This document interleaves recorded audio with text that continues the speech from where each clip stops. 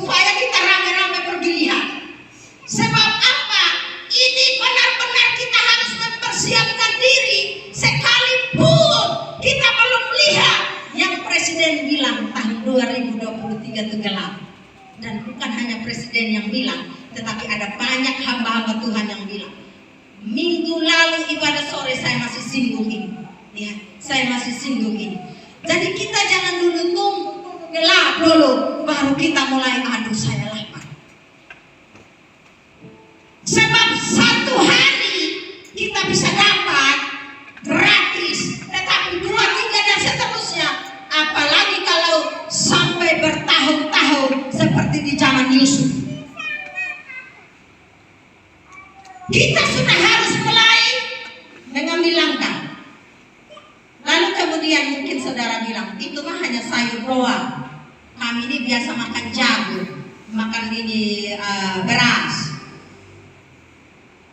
Kalau Chinese bisa, ada yang vegetarian, jadi makan sayur doang. Next slide. Jagung juga bisa ternyata. Tuh. Yang suka makan jagung, jagung juga bisa tanam pakai pot. Terus sebelahnya tuh pakai ember matek.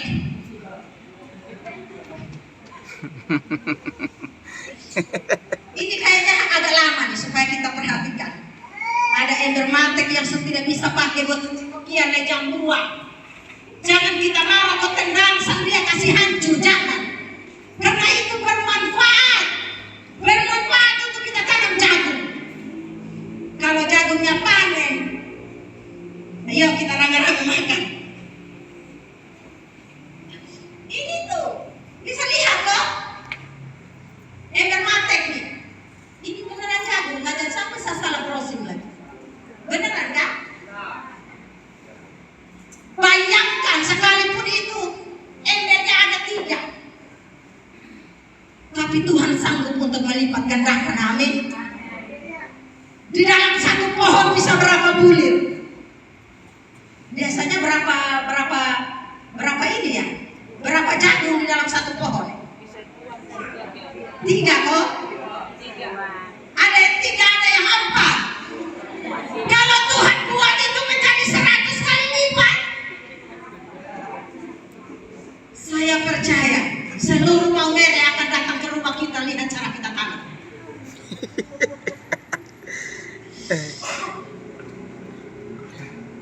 Saya senang sekali kalau ke toko lain-lain, saudara. Di atas tuh, tapi bunga-bunga masih. Bunga-bunga banyak di atas loteng, saudara. Di atas loteng.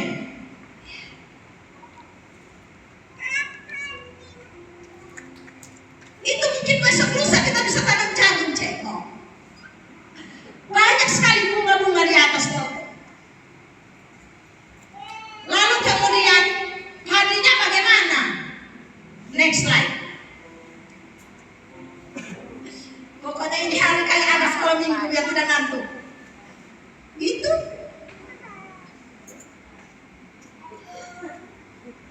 Ini yang biasa kerja, ini yang teknisi, ini yang tukang. Saya percaya ayah di sana tuh begitu saya tunjukkan itu gambar, ayah punya otak sudah putar mau bikin kemana.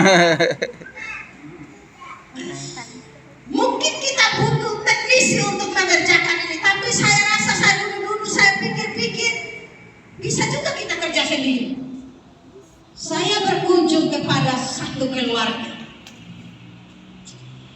Saya melihat yang tanahnya sempit, tetapi dia begitu kreatif, saudara. Ada pot-pot tuh pakai gantung, tapi tanamnya masih bunga. Lalu ada bambu-bambu tuh dia buat sedemikian rupa, dia tanam bunga-bunga bambu, bukan paralon, dari bambu, saudara. Manis sekali, manis sekali. Ya. Mungkin tidak salah kalau saya sebut namanya supaya saudara bisa minta ini di Mama Regina. Ada Om Yanto nih. Nah, tapi Om Yanto sibuk antar air kalau mau berguru dengan Mama Regina. Bambu tuh beliau buat, saudara, tanam bunga. Jadi begitu tadi malam saya browsing ini untuk kita di sini sebagai contoh buat kita. Saya bilang kalau tidak ada paralon kayaknya bambu juga bisa. Amin. Bambu sama paralon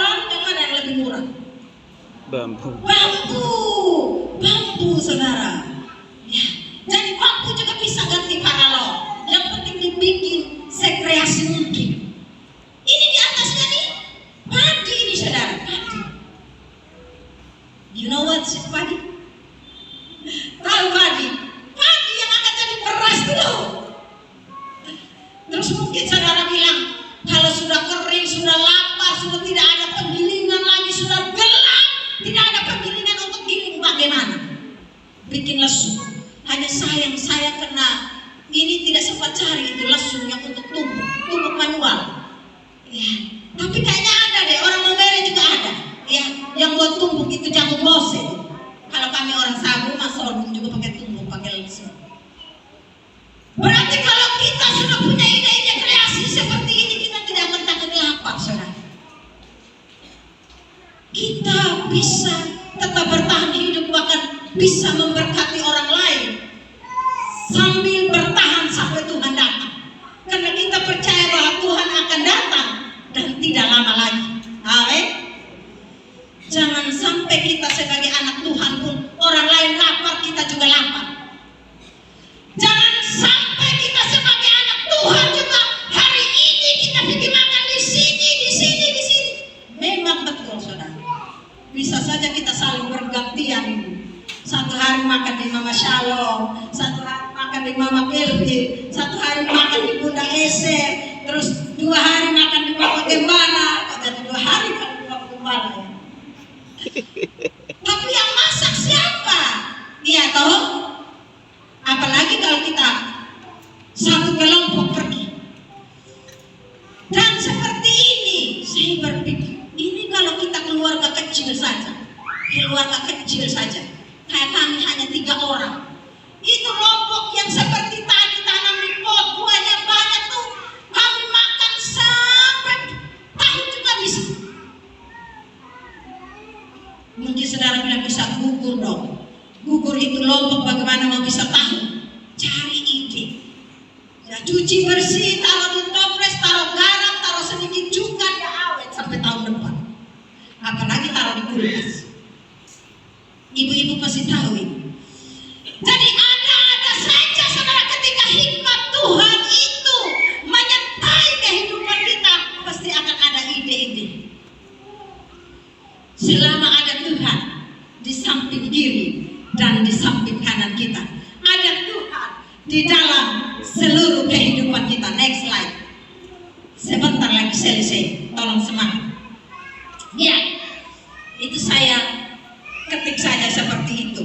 Ada Tuhan di kiri, ada Tuhan di kanan. Kita berada di tengah-tengah, memuji dan menyembah Tuhan serta melakukan apa yang menjadi kewajiban kita.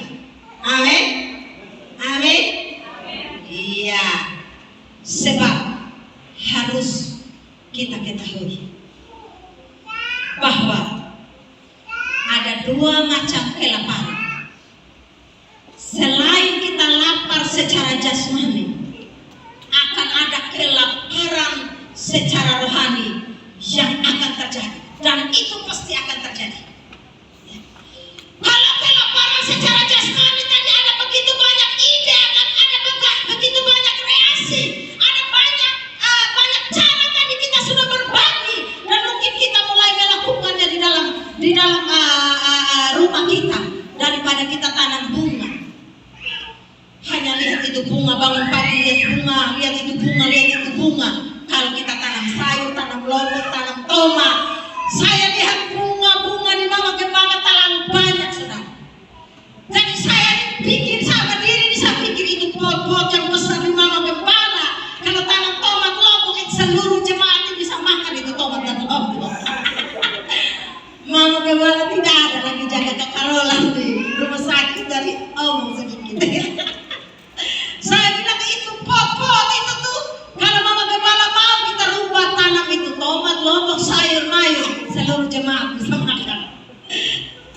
Tapi jangan juga lah, kasihan Mama Gembala. Tanam baru kita hanya harap makan. Bantu tanam kalau mau. Ya. Seperti yang saya katakan tadi, selain kelaparan jasmani yang mungkin dengan ide-ide seperti tadi bisa kita atasi kalau kita sudah mulai mempersiapkannya dari sekarang. Ada yang namanya kelaparan rohani, kelaparan akan firman Tuhan. Coba kita baca. Ya sudah saya ketik di sini. Next slide ya. Nanti baru kita balik lagi deh. Amos pasal 8 ayat 11 dan 12. Saya baca buat kita. Sesungguhnya waktu akan datang, demikianlah firman Tuhan Allah.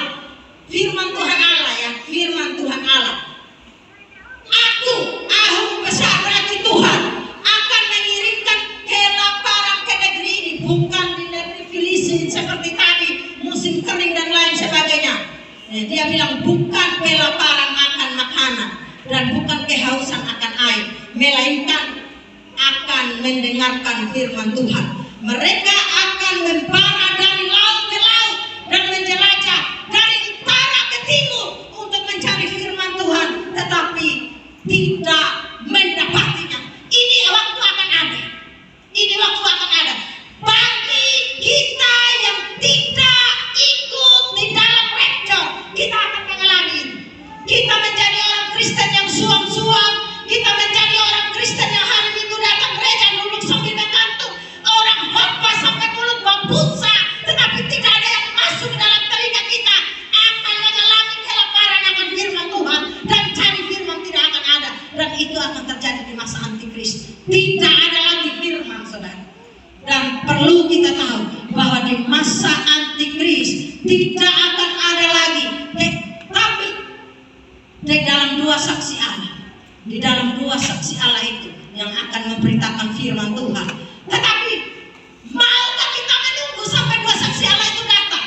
Atau apakah kita memilih untuk nanti setelah kelaparan yang sudah diprediksi ada di depan mata ini, di dalam menjalani itu, kita mengharapkan bahwa ketika Tuhan datang, kita semua yang ada di dalam ruangan ini, kita semua, Bapak Gembala katakan, seluruh jemaat GBI Siloam bisa mengalami pengangkatan. Amin. Saudara tahu kenapa saya ralat? Bukan hanya yang ada di dalam ruangan ini saja. Kalau hanya yang ada di dalam ruangan ini, Bapak Gembala lagi tidak ada nih. Kakak Roland masih di rumah sakit nih. Ya. Semua yang tergabung di dalam GBI Siloam, Bapak Gembala berdoa demikian. Amin. Amin. Jadi pada pagi hari ini kita renungkan, kita mau yang mana? Maukah kita melihat kelaparan akan firman Tuhan itu bagaimana? Berarti saudara tidak akan ikut diangkat, akan tinggal dan mengalami masa antikris dan akan melihat kelaparan itu. Tetapi kelaparan secara jasmani terjadi di depan mata, yaitu diprediksi tahun depan. Tetapi satu hal yang sudah saya katakan berulang-ulang tadi, setiap anak-anak Tuhan yang sungguh-sungguh mengandalkan Tuhan pasti tetap dipelihara oleh Tuhan, asal kita bekerja keras, bekerja rajin, bekerja dengan bertanggung jawab, bekerja dengan sungguh-sungguh dan belajar disiplin. Disiplin itu sangat penting di dalam bekerja. Jangan harus kita bekerja jam 8, tunggu jam 10 baru kita mulai bekerja. Waktu 2 jam terbuang percuma, dan orang-orang yang tidak disiplin di dalam waktu, dia tidak akan melihat hasil yang maksimal. Amin. Amin. Haleluya. Haleluya. Itu sebabnya sekarang saya baca yang terakhir. Saudara bisa lihat kok. Itu sebabnya sekarang saatnya, selain kita mempersiapkan diri tanam-tanam kayak tadi, yang mau tanam, saya tidak paksa. Kita juga harus membaca firman selagi masih ada waktu. Jangan sampai kita menjadi orang yang tertinggal. Ya, sebab orang yang terangkat itu hanya dia yang layak untuk menjadi mempelai. Bukan hanya karena kita punya KTP Kristen dan selalu berada di gereja. Hanya mereka yang dewasa secara rohani, hanya mereka yang layak menjadi mempelai, hanya mereka yang layak untuk menerima upah yang daripada Tuhan yang akan mengalami rapture, saudara. Itu sebabnya sekarang saatnya baca firman. Baca firman, jangan mengantuk selagi masih ada waktu, dan pastikan bahwa kita terangkat. Sebab terangkat kita tidak bisa bilang begini, terserah Tuhan. Tidak bisa bilang terserah Tuhan, saudara. Yang menentukan adalah buah daripada apa yang kita kerjakan di dalam pelayanan pekerjaan Tuhan.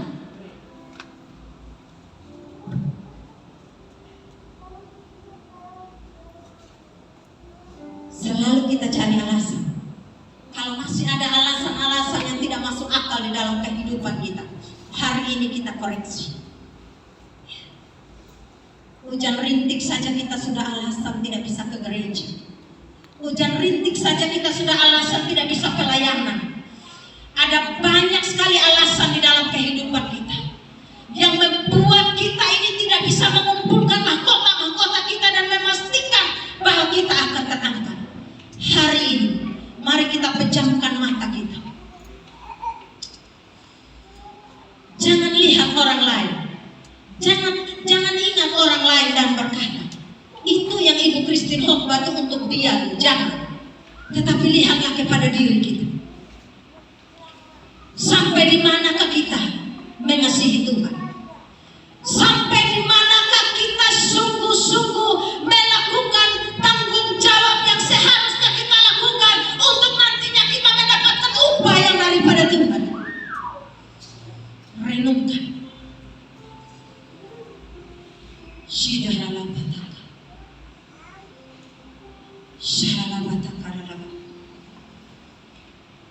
Renungkan ini saudara. Perkataan saya terbatas. Perkataan hamba-hamba Tuhan terbatas.